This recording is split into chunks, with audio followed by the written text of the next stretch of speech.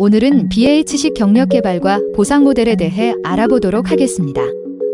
BH는 현상금 사냥꾼의 준말입니다. 이전 영상에서 포화 수준에 따라 직무 크기와 보상이 달라지는데 현상수배범처럼 하나의 업무는 고유의 가격이 있을 수 있고 어떤 금액의 업무를 하느냐에 따라 수준이 달라지기 때문에 현상금 사냥꾼과 같다고 했었지요. 이런 방식으로 포화를 점차 키워나가며 더 높은 가치의 포화를 따내듯이 경력 개발을 하기 때문에 BH식 경력 개발 모델이라고 명명해봤습니다. 그런데 이런 내용만으로는 어떻게 일을 운영하는지 잘 모르겠다고 생각하실 수도 있겠습니다. 이제 인사 담당의 사례를 통해 상세히 알아보도록 하겠습니다. 회사에 평가 보상 담당이 있다고 해봅시다. 이 사람은 연봉을 측정하거나 인사평가, 저성과자 관리 등 총 7개의 대표 업무를 수행하고 있는데 각 업무는 사전에 매겨진 점수가 있고 합산하면 305.6이 된다고 가정합니다. 물론 더 세부적으로 업무 역할을 구분하려면 인사평가 운영에서도 담당하는 정도와 수행 수준에 따라 원점수에서 일정하게 가감해서 세밀하게 산정할 수도 있습니다. 또 업무 역할이 커지면 상위 업무 단위를 적용할 수도 있습니다. 담당자가 일하다 보니 이제 인건비 현황 정리하던 것에서 보상을 포함한 인건비 계획과 관리를 할 수 있게 되었다고 합시다.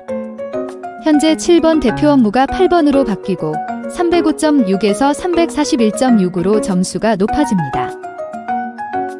이 직원은 이전에 7번까지 하던 직무에서 4,750만원을 받았는데 이제 직무 크기가 커지면서 연봉이 5,070만으로 320만원이 인상되었습니다. 업무 크기가 보상으로 연계되어 조정된 것입니다.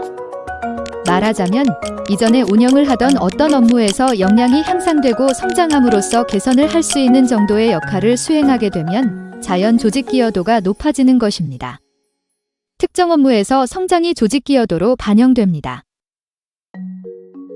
조직 기여도는 곧 보상으로 이어져야 됩니다.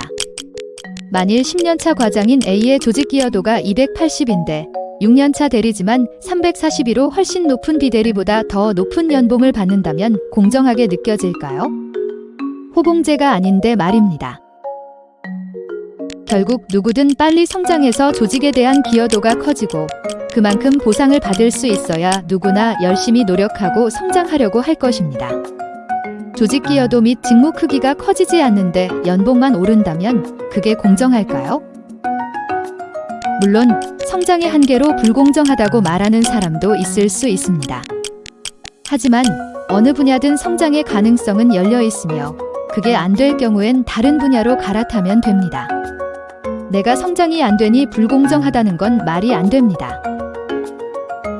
말이 나온 김에 기존의 CDP, 그러니까 직무 단위로만 이동해 경력 개발하는 방식의 문제를 짚어보도록 하겠습니다.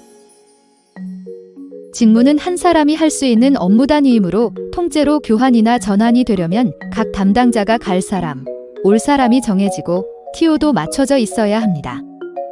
그런 기회를 맞기가 쉽지 않고 자주 일어나기 어렵다는 말입니다.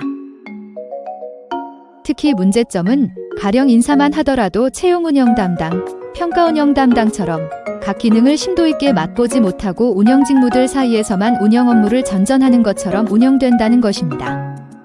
전문화 스케일업이 잘 안 되는 것입니다.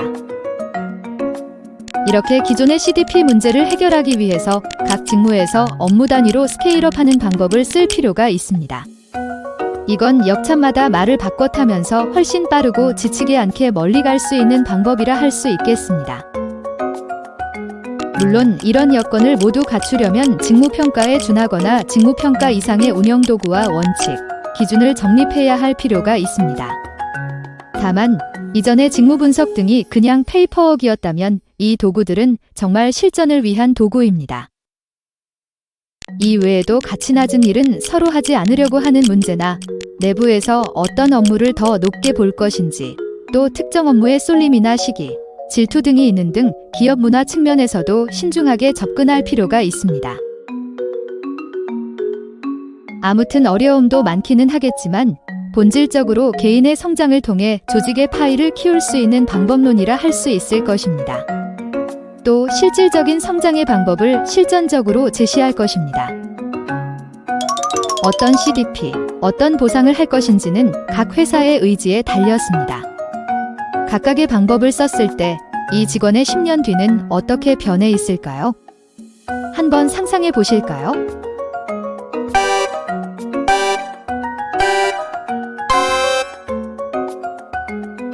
어쩌면 크게 커서 여러 사람들에게 영향을 미치는 사람이 될 수도 있을 것이고, 10년 동안 똑같은 일을 하면서 발전 없이 살 수도 있을 것입니다. 성장과 발전 없는 직장인의 삶, 너무 숨이 막힐 듯 합니다. 선택은 각자의 몫입니다. 다만 이렇게 성장형의 평가 보상이 더 궁금하다면 나중에 나올 영상들도 관심 있게 지켜봐 주시기 바랍니다. 감사합니다.